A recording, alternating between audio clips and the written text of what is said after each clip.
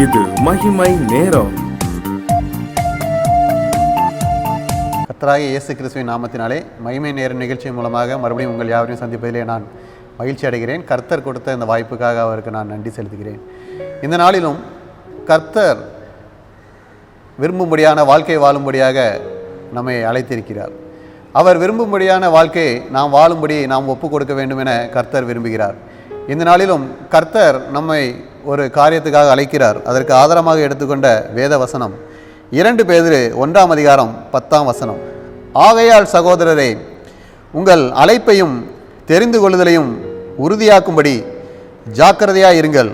இவைகளை செய்தால் நீங்கள் ஒரு காலும் இடறி விழுவதில்லை என்று கூறப்பட்டிருக்கிறது. இதை கர்த்தருடைய தலைமை சீசராகிய பேதுரு விசுவாசிகளுக்கு இந்த வார்த்தைகளை கூறுகிறார். என்ன பண்ண வேண்டுமாம்?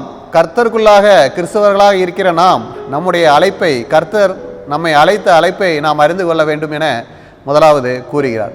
இரண்டாவது, அவர் அழைத்த அழைப்பை நாமை தெரிந்து கொண்ட விதங்களை அறிந்து நாம் அவருக்கு உள்ளே நம்மை காத்து கொண்டு நம்முடைய அழைப்பையும் தெரிந்து கொள்வதையும் நாம் அறிந்து அதை ஜாக்கிரதையுடன் காத்துக்கொள்கிறவர்களாக நாம் காணப்பட வேண்டும் என கூறுகிறார். அப்படி இருக்கும்போது நாம் இடறி விழமாட்டோம், கர்த்தருடைய சமூகத்தை விட்டு விலகி விடமாட்டோம், கர்த்தருடைய சமூகத்தில் நிலைத்திருப்போம். அப்படிப்பட்டதான வாழ்க்கை வாழும்படி கர்த்தர் விரும்புகிறார். நாம் நம்முடைய வாழ்க்கையிலே பல நேரங்களிலே பாவம் செய்து விடுகிறோம். அப்படி பாவம் செய்யும்போது அது கர்த்தருடைய பார்வைக்கு, அது கர்த்தருக்கு கோபத்தை உண்டாக்குகிறது. மறுபடியும் ஒருவேளை நம்முடைய பாவத்தை உணர்ந்து நாம் மனம் திரும்பி கர்த்தரிடம் வரும்போது கர்த்தர் நிச்சயமாக நம்மை ஏற்றுக்கொள்வார்.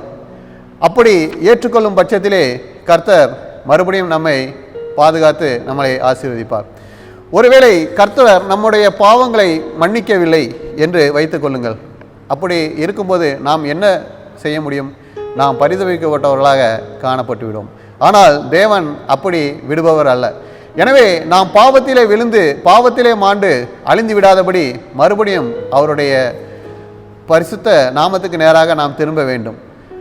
பாவத்திலே விழாதபடி நம்மை காத்து கொள்ள வேண்டும். நம்முடைய அழைப்பையும் நம்முடைய தெரிந்து கொள்வதையும் அறிந்து நாம் மறுபடியும் பாவத்திலே விழுந்து விடாதபடி ஜாக்கிரதை உடையவர்களாக காணப்பட வேண்டும் என கர்த்தர் விரும்புகிறார். வேதாகமத்திலே 2 தேவ மனிதர்களை கர்த்தர் அவருக்காக அழைக்கிறார். அவர்கள் எப்படி அவர்களுடைய அழைப்பையும் தெரிந்து கொள்வதிலும் அவர்கள் அறிந்து கொண்டார்களா, அல்லது காத்து கொண்டார்களா, அல்லது அதை இழந்து போனார்களா என்பதை பற்றி சற்று தியானிப்போம். முதலாவது வேதாகமத்திலே மோசே என்னும் தேவ மனிதனை பற்றி பார்ப்போம். மோசேயை கர்த்தர் தெரிந்து கொண்டு இஸ்ரவேல் மக்கள் எகிப்திலே அடிமையாக இருக்கும்போது அவர்களை மீட்டு கானானுக்கு கூட்டி செல்ல வேண்டும் என மோசேயை தேர்ந்தெடுக்கிறார். அப்பொழுது தேவன் மோசேயோடு பேசும்போது மோசே சொல்கிறார், வேறு யாரையாவது அனுப்பும் அப்படின்னு சொல்கிறார். ஆனாலும் தேவன் மோசேயை தெரிந்து கொண்டதினால், அழைத்ததினால் அவனுக்கு விசுவாசம் வரும்படியாக, அவனுடைய அழைப்பை அவன் அறிந்து கொள்ளும்படியாக பல அற்புதங்களையும் அதிசயங்களையும் அவனுக்கு செய்து காண்பித்து அவனுடைய அழைப்பை அவனுக்கு உறுதிப்படுத்துகிறார். அதன் பின்னர் மோசே தன்னுடைய அழைப்பை அறிந்து இஸ்ரவேல் மக்களை எகிப்திலிருந்து மீட்டு கானானுக்கு செல்லும் வழியே கூட்டி செல்கிறார். அப்படி செல்லும் வழியிலே பல நேரங்களிலே இஸ்ரவேல் மக்கள் தேவனுக்கு கோபம் மூட்டினார்கள். ஆனால் எந்த ஒரு சூழ்நிலையிலும் மோசே தேவனுக்கு விரோதமாய் நிற்கவில்லை. எந்த விதத்திலும் மோசே தேவனுக்கு பிரியமாய் அடங்கி நடந்தான். மேலும் மோசேயை பற்றி தேவன் சாட்சி கொடுக்கிறார். மோசே என்னுடைய வீட்டில் எங்கும் உண்மையுள்ளவன் என்று சாட்சி கொடுக்கிறார்.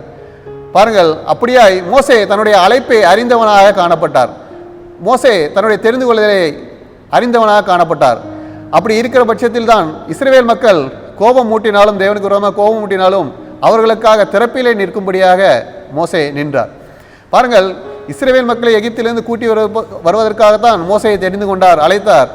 அவர்களை கொண்டு விடாதபடி மோசே திறப்பிலே நிற்க வேண்டியது அவருடைய கடமை.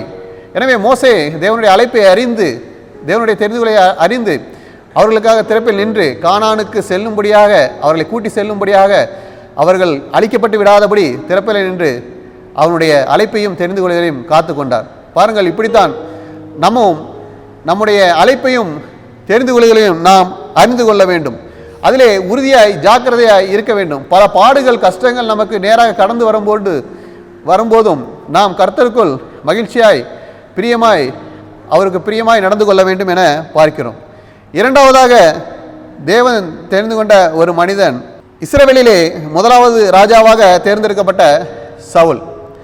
கர்த்தர் இஸ்ரவேல் மக்கள் தங்களுக்கு ராஜா வேண்டும் என்று கேட்கும்போது சவுலை சாமுவேலின் மூலமாக தேவன் ராஜாவாக ஆக்குகிறார்.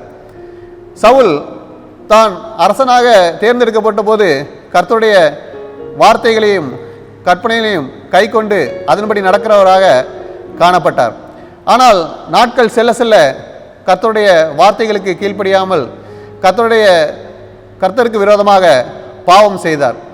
எனவே சாமுவேலை கொண்டு அபிஷேகம் பண்ணப்பட்ட சவுலை கர்த்தர் அவனுடைய தேவன் மறந்தார். தேவன் தம்முடைய சமூகத்தை விட்டு அவனை விலக்கி போட்டார். மேலும் சாமுவேலை கொண்டு சவுலை அபிஷேகம் பண்ணின ராஜாவாக அபிஷேகம் பண்ண தேவன் சவுல் ராஜ்யத்தில் இருக்கும்போதே, சவுல் அரசாண்டு கொண்டு இருக்கும்போதே வேறொரு ராஜாவாக தாவீதை அதே சாமுவேலின் தீர்க்கதரிசியின் மூலமாக அபிஷேகம் பண்ணுகிறார். பாருங்கள், தன்னுடைய அழைப்பை, தன்னுடைய தெரிந்து கொள்ளுதலை சவுல் அறிந்து கொள்ளாமல், அதை ஜாக்கிரதையாக கை கொள்ளாமல் போனது நிமித்தமாக அவன் அரசாட்சியில் இருக்கும்போதே தாவீதை ராஜாவாக தேவன் மறுபடியும் தேர்ந்தெடுக்கிறார். பாருங்கள், எவ்வளவு ஒரு மோசமான சம்பவம். தன்னுடைய அழைப்பையும் தன்னுடைய தெரிந்து கொள்ளுதலையும் நாம் அறிந்து கொள்ள வேண்டும்.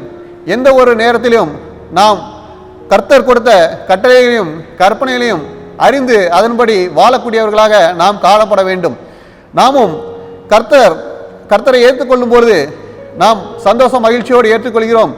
கர்த்தரே தேவன் என்று நாம் அறிக்கை இடுகிறவர்களாக காணப்படுகிறோம். நம்முடைய வாழ்க்கையிலே பாடுகள் உபத்திரவங்கள் ஒருவேளை வரும்போது கர்த்தருடைய சமூகத்தை விட்டு நாம் விலகுகிறவர்களாக காணப்படக்கூடாது. ஒருவேளை நாம் உலக ஆசீர்வாதங்களிலும் ஐஸ்வர்யங்களிலும் நாம் தலைத்து இருக்கும்போது தேவனை மறுதலித்து தேவனை மறந்து பின்மாற்றமாக சென்று விடக்கூடாது. எந்த ஒரு சூழ்நிலையிலும் இச்சையடக்கம் உள்ளவர்களாக கர்த்தருடைய அழைப்பையும் தெரிந்து கொள்வதையும் அறிந்து கொண்டவர்களாக காணப்பட வேண்டும். நாம் இந்த உலகத்திலே படைக்கப்பட்டது போல நாம் கர்த்தரை அறிந்து கொள்ள சுவிசேஷம் மூலமாக நாம் அறிந்து கொண்டோம். அதுபோல தேவனை அறியாதவர்களை அறிவிக்கும் சுவிசேஷத்தை நாம் சொல்கிறவராக ஒருவேளை தேவன் நம்மை தெரிந்து கொண்டார். மோசையை போல நாம் வேற யாரையாவது அனுப்பும் என்று நாம் சொல்கிறவர்களாக காணப்பட்டாலும் தேவன் நிச்சயமாய் நீங்கள் தான் போய் சொல்ல வேண்டும் என்று அழைத்தார் என்றால் நிச்சயமாக நம்மை அவர் விட்டு விட மாட்டார்.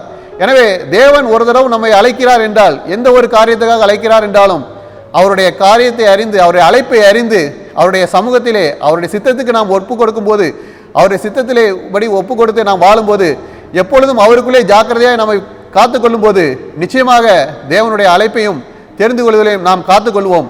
நாம் என்றும் இடறி விழ மாட்டோம். நம்முடைய ஆசீர்வாதங்களை எப்பொழுதும் நாம் இழந்து போக மாட்டோம் என்பதை நாம் புரிந்து கொள்ள வேண்டும்.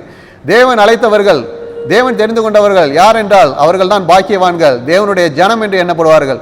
தேவன் விலக்கி விட்டார் என்றால் அவர்கள் தேவனுடைய ஜனமாய் இருக்க முடியாது. எனவே தேவனுடைய ஜனமாய் இருந்து கர்த்தர் கொடுத்த ஆசீர்வாதங்களை நாம் பெற்றுக்கொள்வோம்.